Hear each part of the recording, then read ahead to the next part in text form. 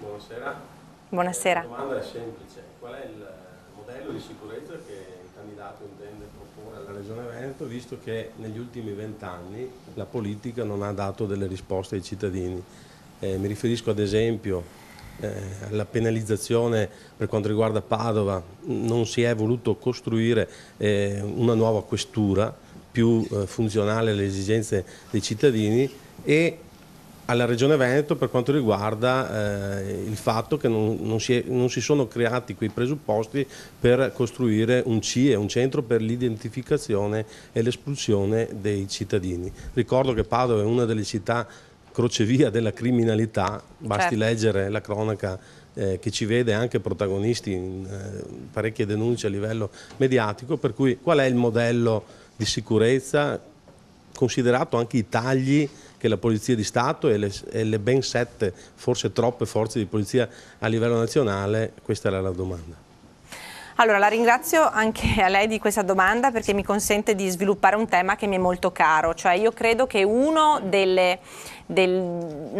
argomenti sui quali dobbiamo focalizzare la nostra attenzione è di restituire la sicurezza ai nostri cittadini, e per far questo dobbiamo restituire dignità a chi fa e cerca di garantire la sicurezza agli altri, quindi forze di polizia, dalla polizia municipale alla polizia di Stato e carabinieri. Io credo, guardi, che in Veneto e anche per il Veneto serva un piano straordinario per la sicurezza.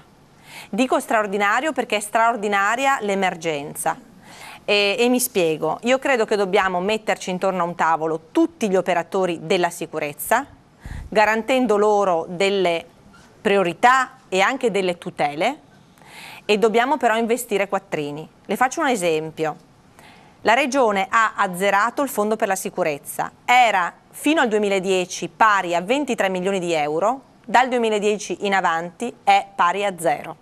Noi non possiamo garantire la sicurezza dei nostri cittadini senza dare ai sindaci risorse per due cose, le dico, semplicissime: illuminare a giorno le nostre strade e i nostri quartieri e i nostri parchi. Riprendiamoci i parchi, cioè io ho visto adesso il lavoro che è stato fatto a Milano.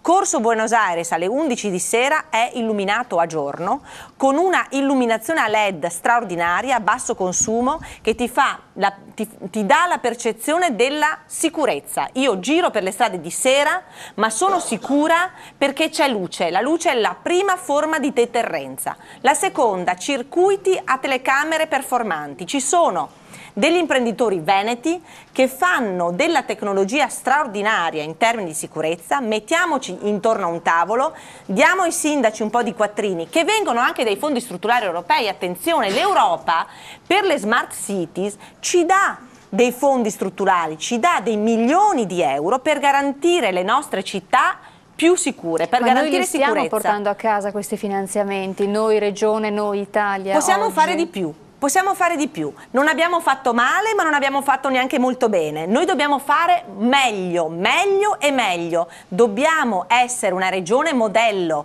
A me piacerebbe che del Veneto si parlasse per tutti i settori, dall'impresa all'export, alla sanità, alla scuola, alla ricerca, alla sicurezza, al modello di imprenditoria, di innovazione, alle donne. Cioè noi dobbiamo fare, diciamo così, dobbiamo ritornare a svolgere quel ruolo di leader europei e nazionali, un ruolo a cui forse abbiamo un po' abdicato in questi anni, ci abbiamo un po' rinunciato, ma guardi che dal punto di vista della sicurezza noi possiamo fare molto, e anche, devo dire, senza troppi sforzi, perché se la Regione decide di fare sistema e di promuovere una seria organizzazione tra tutti quelli che fanno sicurezza e che si occupano e operano nella sicurezza, io credo che da questo punto di vista possiamo fare molte cose.